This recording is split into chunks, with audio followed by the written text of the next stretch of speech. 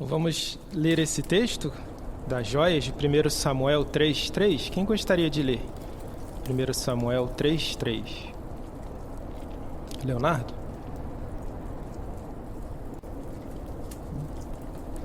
A lâmpada de Deus ainda não tinha sido apagada, e Samuel estava deitado no templo de Jeová, onde se encontrava a arca de Deus. Obrigado, Leonardo. Então, essa pergunta é a primeira joia que temos, né? Será que Samuel dormia no Santíssimo do Tabernáculo? Luiz? Não, ele não dormia no Santíssimo e nós encontramos dois motivos que comprovam isso. Um deles é que Samuel ele não tinha acesso ao Santíssimo, ele tinha acesso apenas ao pátio do tabernáculo, porque a família dele era não sacerdotal. E o outro motivo está no final desse versículo, que mostra que Samuel ele estava onde se achava a arca de Deus, mostrando que refere-se à área do tabernáculo e não ao Santíssimo. Isso, muito bem. E a segunda pergunta, dá oportunidade a vários comentários. Na leitura da semana, que joia espiritual você encontrou sobre Jeová, sobre a pregação ou sobre outro assunto? Camila?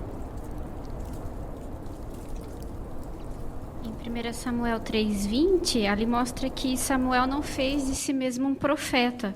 Foi Jeová quem, por meio do seu Espírito Santo, designou ele, e assim todos perceberam isso. E hoje, os que servem na congregação também recebem a sua designação por Espírito Santo. E eu não devo tentar assumir as responsabilidades e deveres desses irmãos por talvez achar que eles não estão cuidando direito dos assuntos ou são devagar demais. Se eu fizer isso, eu vou estar indo contra o arranjo de Jesus, o cabeça da congregação, e colocando em risco a minha relação com Jeová. É verdade, né? Irmão Vitor?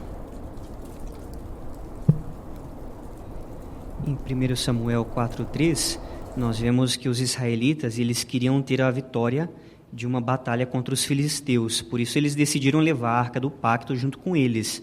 Mas o que aconteceu foi que 30.000 israelitas morreram nessa batalha. Eles não foram bem-sucedidos. E a razão disso é porque eles tomaram aquela decisão por conta própria. Eles não consultaram a Jeová quanto a levar a arca do pacto. Por isso o resultado foi desastroso. O que nós podemos aprender com isso? Que sempre que formos tomar qualquer decisão na vida, nós precisamos consultar a Jeová antes. Precisamos usar princípios bíblicos e seguir conselhos de irmãos maduros. Só assim nós vamos ter bons resultados nas decisões que tomamos. Muito bem. Irmã Juliane? No 3:1 a gente vê o grande exemplo que Samuel deu de submissão. Porque mesmo sabendo tudo o que estava acontecendo ali, ele continuou submisso. Tanto que ali o texto diz que ele continuava servindo a Jeová diante de Eli. Então, ele não usou a conduta de Eli como uma desculpa para ser desobediente. Ele continuou leal, né, ao arranjo. Então, nós aprendemos que a obediência a Jeová não depende da conduta de outros. E nós temos que fazer a nossa parte em ser submissos. E, se necessário algum ajuste, nós devemos deixar nas mãos de Jeová. Excelente, muito bem. Luciana? Eu gostei muito do 3:10, que quando Samuel falou, podes falar, pois o teu servo está escutando. Né? Então, mostrou que ele estava ali atento às palavras que Jeová ia dizer para ele. Então, Jeová, ele está o tempo todo querendo conversar conosco. Né? Por isso, ele deixou a sua palavra, a Bíblia, que está à nossa disposição. Então, quanto mais escutarmos a Deus e obedecermos, mais a nossa fé vai aumentar. E aí, o resultado mostrou no 19, onde mostra que Samuel continuou a crescer e o próprio Jeová estava com ele. Então, de modo similar, se eu aplicar isso também em fazer a leitura diária da Bíblia com meditação, com certeza também eu vou crescer em sentido espiritual e Jeová vai estar sempre comigo. Muito bem. Marcel? O 5:6 diz que a mão de Jeová pesou contra os asdoditas. A mão é usada figurativamente na Bíblia muitas vezes para falar do poder em ação.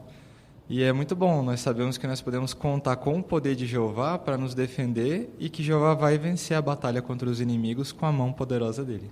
Com certeza, né? O Renato?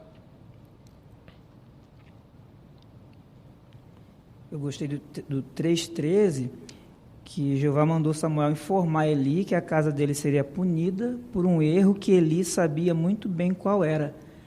Jeová levou em consideração que Samuel era apenas uma criança, não falou detalhes do que os filhos de Eli estavam fazendo. Né?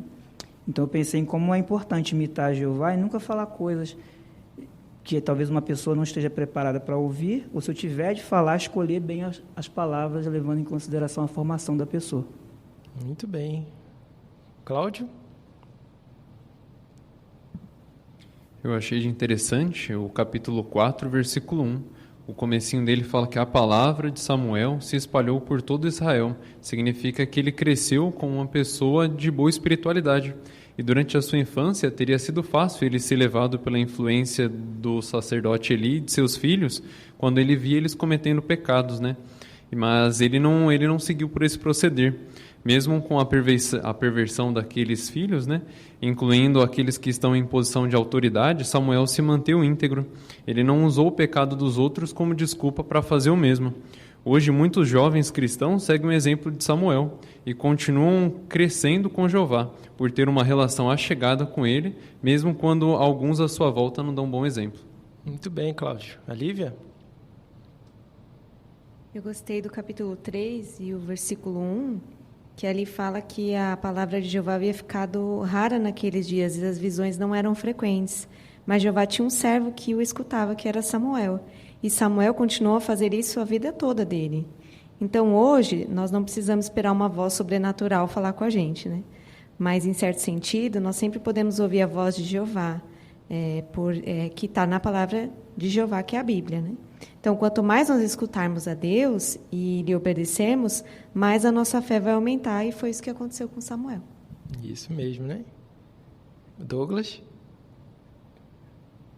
Aqui no capítulo 3, no versículo 7, fala que Samuel ainda não conhecia Jeová. Samuel com certeza tinha aprendido muito de Jeová com seus pais e até mesmo com o próprio Eli. Mas o fato de falar aqui que ele não conhecia Jeová é que ele ainda não tinha uma amizade íntima com Jeová, mas que com o tempo ele conseguiu. Então não é porque nós hoje estamos sempre ouvindo falar de Jeová que nós temos uma amizade íntima. Para nós termos essa amizade, nós vamos precisar nos esforçar em provar que amamos a Ele por nos dedicar ao estudo profundo da sua palavra, a Bíblia. Muito bem. Mariano? No capítulo 4, vemos que o acampamento de Israel ficou feliz, gritando, quando chegou a arca. E depois o Eli chegou a falecer quando soube que a arca tinha sido levada, né? Então, se pessoas injustas, que não tinham a bênção de Jeová, valorizavam a presença de Jeová, o pacto dele, quanto mais nós devemos valorizar a nossa amizade com Jeová também. Muito bem. Da Rodrigo? Falando um pouquinho sobre a arca, aqui em 1 Samuel 4, no versículo 6, fala que essa arca chegou e causou para os filisteus um grande alvoroço, medo. Só que depois houve aquela matança que já foi descrita. Uma das aplicações para nós é que a reputação pode nos ajudar muito, mas nós precisamos sempre lembrar que não é só isso que ganha batalhas, mas sim o conhecimento e estarmos próximos de Jeová. Verdade. Agradecemos os comentários.